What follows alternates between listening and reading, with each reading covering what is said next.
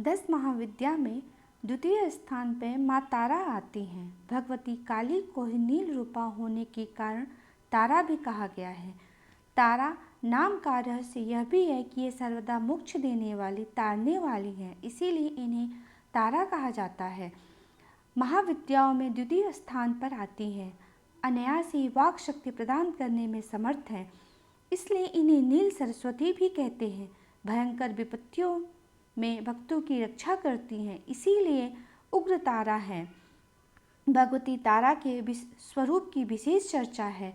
हयग्रीव का वध करने के लिए इन्हें नील विग्रह प्राप्त हुआ था। ये भगवती तारा नील वर्ण वाली, नील कमलों के समान 3 नेत्रों वाली तथा हाथों में कैंची, कपाल, कमल और खड्ग धारण करने वाली हैं। कंठ में मुंडमाला धारण करने वाली हैं। शत्रुनाश, वाक शक्ति की प्राप्ति तथा भोग मोक्ष की प्राप्ति के लिए तारा अथवा उग्र तारा की साधना की जाती है। रात्रि देवी की स्वरूपा शक्ति तारा 10 महाविद्याओं में अद्भुत प्रभावशाली और सिद्धि की अधिष्ठात्री देवी कही गई हैं। भगवती तारा के 3 रूप हैं, तारा, एक जटा और नील सरस्वती। तीनों रूपों के रहस्य, कार्यकलाप तथा ध्यान परस्पर भिन्न है, किंतु भिन्न होते हुए भी सबकी शक्ति समान और एक है। भगवती तारा की उपासना मुख्य रूप से तंत्र पद्धति से होती है। भारत में सर्वप्रथम महर्षि वशिष्ठ ने तारा की आराधना की थी, इसलिए तारा को वशिष्ठ आराधिता भी कहा जाता है। वशिष्ठ ने पहले भगवती तारा की आराधना वैदिक रीति से करनी प्रारंभ की, जो सफल ना हो सकी। उन्हें अदृश्य शक्ति से संकेत मिला कि वे तंत्र पद्धति के द्वारा, जिसे चिनाचरा कहा जाता है, उपासना करें।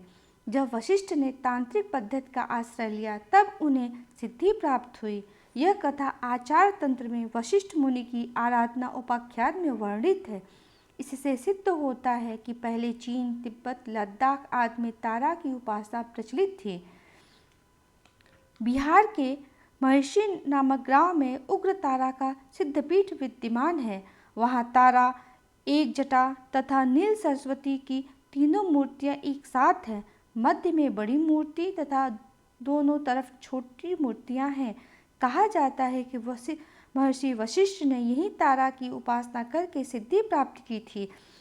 तंत्र शास्त्र के प्रसिद्ध ग्रंथ महाकाल संहिता के महाविद्याओं की उपासना का विस्तृत वर्णन है। उनके अनुसार तारा का रहस्य अनंत। माँ तारा का रहस्य अत्यंत गूढ़ है। उनकी उपासना अत्यंत फलदायी है। इनकी उपासना से सामान्य व्यक्ति भी बृहस्पति के समान ओज वाला तथा प्रभावशाली हो जाता है। वह अत्यंत विद्वान हो जाता है। माँ तारा की सदा ही जय हो। माता के जागरण में तारा माँ तारा की कथा को जो भी मनुष्य भक्तिपूर्वक पढ़ता या सुनता है, उसकी सभी मनोकामनाएं पूर्ण होती हैं, सुख समृद्धि बढ़ती है, शत्रुओं का नाश होता है। इस कथा के बिना माता का जागरण पूरा नहीं माना जाता। माँ आप सब पे कृपा करे, सबकी मनोरथ पूर्ण करे। जय माँ तारा।